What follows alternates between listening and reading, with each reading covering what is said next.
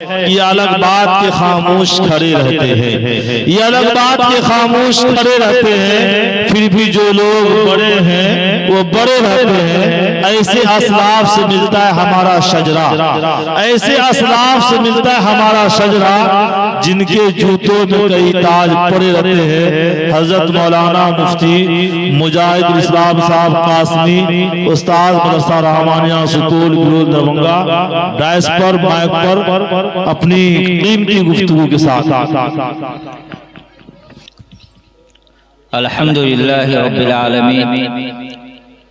والصلاة والسلام علی سید الانبیاء والمرسلین، اما بعد فقد قال النبی صلی اللہ علیہ وسلم خیر الناس من ينفع الناس، او کما قال علیہ السلام۔ حضرات گرامی، بزرگان محترم، دور و نزدیک سے آئے ہوئے مہمانان کرام، پردہ نشین ماں اور بہنوں، ہماری نظر جہاں تک جا رہی ہے تقریباً قرب و جوار کے علاقے اور بستیوں سے چنندہ اور علم دوست حضرات یہاں تشریف فرما ہے۔ ہم یہاں سے ان 4-5 محلے کے علاوہ روتا ہے، مکناہی ہے، تربنا ہے، اسما ہے، بھلکا ہے، اور یہ روتا کشیشور استھان ہے۔ اتر کی طرف جائیے تو منور ہے، جھمٹا ہے، اور آگے دور تک ہے۔ بورام کے بھی کئی ساتھی آئے، ادھر الحمدللہ بھدول کے بھی ساتھی موجود ہے، عدلپور کے بھی ساتھی موجود ہے۔ یہ تمام کے تمام حضرات علمی دوست ہے، اور جن گاؤں کے لوگوں سے بظاہر ابھی گاؤں کا نام نہیں لیا گیا، ان لوگوں کو برا نہیں ماننا چاہیے۔ آج سے تقریباً 50-60 سال پہلے بھی اس کشیشور استھان مارکیٹ کی اہمیت تھی۔ تقریباً سینکڑوں گاؤں کا تعلق اس بازار سے یا اس مارکیٹ سے رہا ہے اور ہے۔ ہمارے اکابر اور بزرگوں نے اس وقت ہی یہ بھانپ لیا تھا، یہ سمجھ لیا تھا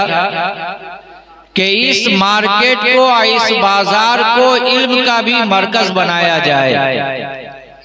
تو ہمارے بزرگوں نے خاص طور پر مدرسہ رحمانیہ سپول کے سابق محتمم حضرت مولانا عثمان صاحب گورولوی رحمت اللہ علیہ نے یہاں کی ضرورت اور یہاں کے لوگوں کے اصرار پر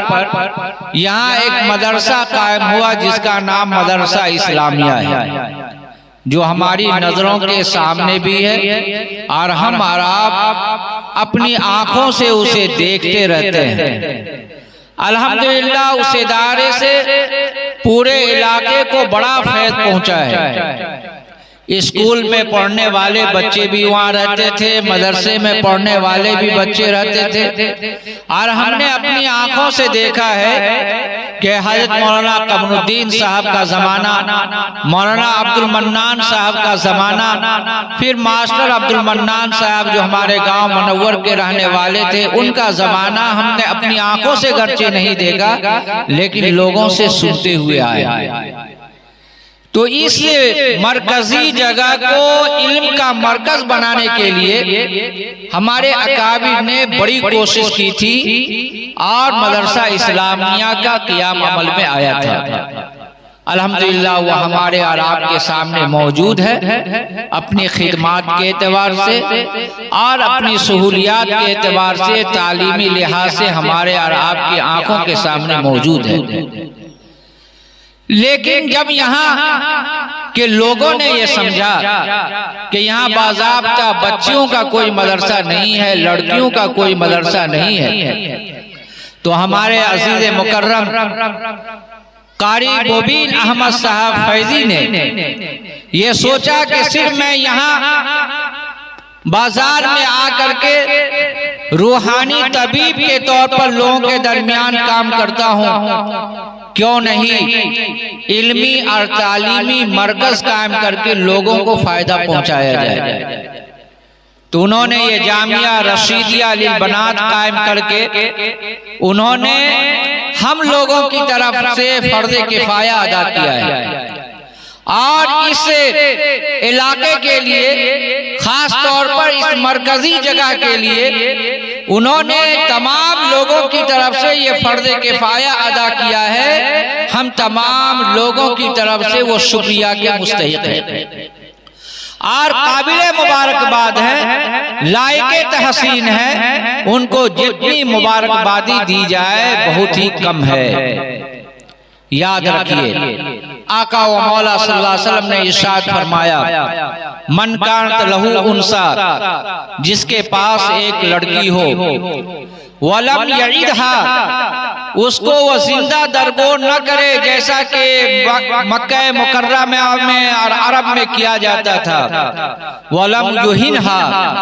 اور اس کو ذلت و رسوائی کا سامنا نہ کرائے، ولم یوسر ولدہ علیہا، اور اپنی لڑکیوں پر لڑکوں کو ترجیح نہ دے۔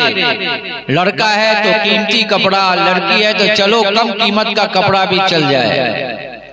ایسی ترجیح لڑکوں کو نہ دیتا ہو لڑکیوں پر، تو اللہ کے رسول صلی اللہ علیہ وسلم نے ایسے ماں باپ کے لیے خوشخبری دی ہے، ادخلہ اللہ الجنہ، اللہ تعالیٰ ایسے گارجین کو، ایسے ماں باپ کو جنت میں داخل کریں گے۔ یاد رکھنا گارجین حضرات، ہماری اور آپ کی ذمہ داری صرف یہی نہیں ہے کہ تہوار کے موقع پر اچھا کپڑا پہنا دیا جائے، اچھے کھانے کا انتظام کر دیا جائے، بلکہ ماں باپ کے اوپر بچوں کی پہلی ذمہ داری یہ ہوتی ہے کہ اس کی اچھی تعلیم و تربیت کا انتظام کیا جائے، اس کو ادب اور سلیقہ سکھلایا جائے۔ یہ ہر ماں باپ کی ذمہ داری ہے۔ جس ماں باپ نے اپنے بچوں کے 3 حقوق کی ادائیگی وہ بچپن میں نہیں کرتے ہیں، ان کے بچے بھی بڑے ہو کر کے اپنے ماں باپ کا فرما بردار نہیں ہوتے ہیں۔ سب سے پہلی ذمہ داری یہ ہے کہ اس کا اچھا نام رکھا جائے، بامعنی نام رکھا جائے، کیونکہ نام کا اثر آدمی کی ذات پر اور کردار پر پڑا کرتا ہے۔ اور دوسری ذمہ داری یہ ہے کہ اس کی اچھی تعلیم و تربیت کا انتظام کیا جائے، جو کچھ بھی پڑھانا ہے پڑھائیں، لیکن سب سے پہلے قرآن کی دینیات کی تعلیم کا انتظام کیا جائے، ان کو پکا سچا ایماندار مومن بنایا جائے، ایمان والا بنایا جائے، تاکہ ہمارے جانے کے بعد وہ ایمان پر برقرار رہے، اسلام پر برقرار رہے، اس بات کی کوشش کی جائے۔ یہ دوسری ذمہ داری ہے۔ تیسری ذمہ داری یہ ہے کہ لڑکا اور لڑکی جب بالغ اور بالغہ ہو جائے تو بغیر کسی انتظار کے، بغیر کسی جہیز کے مطالبہ کے جب مناسب رشتہ مل جائے تو بغیر کسی تاخیر کے اس کا نکاح کرا دیا جائے۔ جو ماں باپ جہیز کی لالچ میں یا لان و تان رسم و رواج کی وجہ سے اپنے بچوں اور اپنی بچوں کا وقت پر نکاح نہیں کرتے ہیں، اور ان کا لڑکا یا ان کی لڑکی اگر گناہ کے اندر مبتلا ہو جاتے ہیں، ملوث ہو جاتے ہیں، تو ایسی صورت میں ان کے ماں باپ کے اوپر بھی گناہ کا وبال آتا ہے اور گناہ ان کے اوپر بھی ہوتا ہے۔ اس لیے ہر ماں باپ یہ سوچ لیں کہ یہ آپ کی ذمہ داری نبھانے کی یہ شکل ہوئی ہے جو یہ جامعہ رشیدیہ للبنات آپ کے سامنے قائم ہوا ہے۔ ضرورت اس بات کی ہے کہ اس کو اپنی ذمہ داری سمجھ کر کے ہر موڑ پر اور ہر موقع پر اس بات کی یہ کوشش کی جائے کہ اس جامعہ کو جامعہ بنانا ہے۔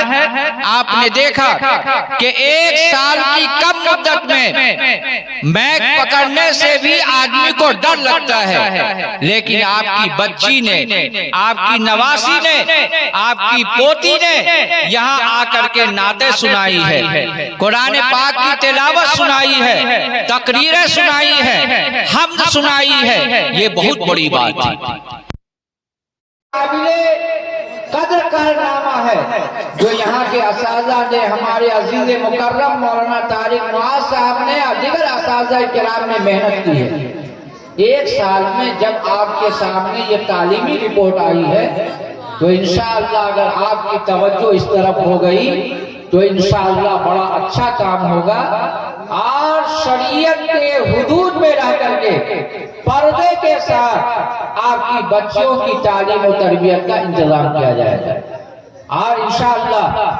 ہم ان سے درخواست کرتے ہیں اور یہ کوشش کرتے ہیں کہ جس طریقے سے آپ نے ابھی نظام بنایا انگریزی کا بھی اور ہندی کا بھی، اسی طریقے سے اسکول کے نظام کو بھی لے کر کے چلا جائے، تاکہ ہماری بچیاں جو بے پردہ ہو کر کے ٹیوشن پڑھنے کے لیے جاتی ہے، ان کو ایک ہی پردے کے نیچے یہ تمام چیزیں اگر مل جائے تو یہ وقت کی اہم ضرورت بھی ہے اور یہ اہم کام بھی ہے جس کی طرف ہم تمام لوگوں کو توجہ دینی چاہیے۔ اس لیے بھائیوں، بزرگوں اور دوستوں، ہر ماں باپ یہ سوچ لے کہ جو کام ہمیں کرنا چاہیے تھا یہ حافظ مبین صاحب اپنے گاؤں میں یہ قائم نہ کر کے یہاں مدرسہ قائم کر کے ہم تمام لوگوں کی طرف سے یہ شکریہ کے مستحق ہو چکے ہیں۔ اب ضرورت اس بات کی ہے کہ ہماری اور آپ کی کیا ذمہ داری بنتی ہے۔ آقا و مولا صلی اللہ علیہ وسلم نے ارشاد فرمایا، اے لوگوں پڑھانے والے بن جاؤ، دوسرے نمبر پر پڑھنے والے بن جاؤ، تیسرے نمبر پہ محبت کرنے والے بن جاؤ، چوتھے نمبر پر سننے والے، غور سے سننے والے بن جاؤ۔ جہاں یہ ادارہ ہو، جہاں یہ مدرسہ ہو تو آ جاؤ، یا تو پڑھنے والے بن جاؤ، یا پڑھانے والے بن جاؤ، یا غور سے سننے والے بن جاؤ، یا اس ادارے سے اور اساتذہ سے محبت کرنے والے بن جاؤ۔ پانچویں گروہ میں مت بنو ورنہ تم ہلاک ہو جاؤ۔ روڑے اٹکانے والے، راستے میں اینٹ بچھانے والے، کانٹے بچھانے والے نہ بنو۔ جو کام ہو رہا ہے اس کام میں رکاوٹ ڈالنے والے مت بنو ورنہ تم ہلاک ہو جاؤ گے۔ آج ہمارے معاشرے کا، سماج کا یہی حال ہے کہ اگر ہم کوئی کام نہیں کر پائیں گے تو دوسرا بھی وہ کام نہیں کرے، اور ہم یہ سمجھتے ہیں کہ فلانا آدمی یہ کیوں کام کر رہا ہے۔ آج ہر گاؤں کا جائزہ لے لیجئے، ایک امام کو وقت پہ تنخواہ دینے کے لیے پیسہ نہیں ملتا ہے، مہینوں ہو جاتا ہے وقت پہ تنخواہ نہیں ملتی ہے۔ ہمارے گاؤں کے ابھی گلزار بابو آئے ہوئے تھے، انہوں نے ذمہ داری لی کہ امام کی تنخواہ وصول کر کے ہم دیں گے، لیکن چند مہینے کے بعد ہمت ہار دیتے ہیں، پھر ان کو ہمت دلائی جاتی ہے، پھر وصول کرتے ہیں، پھر دیتے ہیں۔ تو ایک پورے گاؤں مل کر کے ایک امام کی تنخواہ دینے میں اتنی پریشانی ہوتی ہے تو ایک مدرسہ چلانے میں کتنی پریشانی ہوتی ہے۔ کسی کی جیب سے پیسہ نکالنا کتنا اہم کام ہوتا ہے، اور اس کو آپ کی بچیوں پر، قوم کی بچیوں پر خرچ کرنے میں کتنی محنت لگتی ہے، یہ وہی جان سکتا ہے جو یہ کام کر رہا ہے۔ ورنہ لوگ تو سمجھتے ہیں کہ روپیے اور پیسے کے کہیں درخت لگے ہوئے ہیں اور یہ محتمیم ناظم جاتے ہیں اور وہاں سے جھاڑ کر کے لے آتے ہیں، اور اس کے ذریعے سے جو ہے یہ مدرسہ چل رہا ہے۔ اللہ جانتا ہے مدرسے چلانے میں، مدرسے کے لیے دن رات ایک کر کے فکر کرنے میں کتنی پریشانی اٹھانی پڑتی ہے، یہ ہر آدمی کے بس کی بات نہیں ہے، بلکہ اللہ جسے چن لیتے ہیں وہی یہ کام کرتے ہیں۔ اس لیے بھائیوں، بزرگوں اور دوستوں اور ماں اور بہنوں، جس طرح سے تم اپنے کھانے پینے کے لیے پیسے اکٹھے کر کے اپنے اخراجات کے لیے رکھتی ہو، اسی طریقے سے اس جامعہ رشیدیہ کے لیے اپنے ایک مت بناؤ اور اپنے خرچ کا ایک راستہ بناؤ کہ ہر موقع پر چاہے آواز دیا جائے یا نہ دیا جائے، ہر موڑ پر یہ اس بات کا تہیہ کر لو کہ ہمارے ہر گھر سے، ہر فرد کی طرف سے اس جامعہ کو پروان چڑھانے کے لیے، اس کو ترقی دینے کے لیے ہم تمام لوگوں کی طرف سے تعاون ہونا چاہیے۔ یہ مزاج ہمارا اور آپ کا بننا چاہیے۔ اگر ہم نے یہ مزاج بنایا تو انشاءاللہ یہ جامعہ رشیدیہ چند سالوں کے اندر انشاءاللہ ترقی ہر اعتبار سے کرے گا، تعلیمی بھی یا تعمیری بھی۔ اور ہم لوگ دعا کرتے ہیں کہ اللہ رب العزت اس ادارے کو اپنی ایک مستقل زمین دے دے جہاں یہ جامعہ اپنے جامعہ کے ساتھ یہ قائم ہو جائے، اور اس کی ہر آنے والی پریشانی کو اللہ تعالیٰ دور فرما دے، ہر طرح کی آسانی یا سہولت کا معاملہ فرما دے۔ ہمارے بعد ایک اہم مقرر موجود ہے، آپ حضرات سے یہ درخواست ہے کہ آپ حضرات، یہ اب آخری وقت چل رہا ہے، دعائیں قبول ہوتی ہے، ایسے موقع پر ہماری اور آپ کی ذمہ داری یہ ہے کہ اس مجلس کو توبہ کی مجلس بنائیں، استغفار کی مجلس بنائیں، اپنے گناہوں سے رونے والی مجلس بنائیں، اور اس موقع پر آ کر کے اللہ سے لو لگا کر کے اللہ سے دعا کریں کہ اللہ ہم تمام لوگوں سے راضی اور خوش ہو جائیے، اور رضا اور خوشنودی والے کام کرنے کرانے کی توفیق عطا فرمائیے۔ اس جامعہ رشیدیہ کو اللہ رب العزت ہر اعتبار سے ترقیات سے نوازے۔ ہم آخر میں آپ تمام آنے والے مہمانوں کا بھی شکریہ ادا کرتے ہیں، استقبال کرتے ہیں، اور اپنے تمام اس جامعہ رشیدیہ کے ذمہ داران، ممبران، اساتذہ کرام، معلمین، معلمات، طلبہ اور طالبات سب کو مبارکباد پیش کرتے ہیں کہ آپ کی محنت الحمدللہ بہت کم مدت میں رنگ لائی ہے۔ اسی طرح کی محنت اخلاص کے ساتھ اگر ہوتی رہے گی تو انشاءاللہ ہر اعتبار سے اللہ تعالیٰ اسی ترقیات سے نوازیں گے۔ اللہ تعالیٰ اس ادارے کو ہر شرور و فتن سے حفاظت فرمائے، اور علمی، تعلیمی، تعمیری ہر اعتبار سے اللہ تعالیٰ ترقیات سے نوازے۔ آمین یا رب العالمین، وآخر دعوانا الحمدللہ رب العالمین۔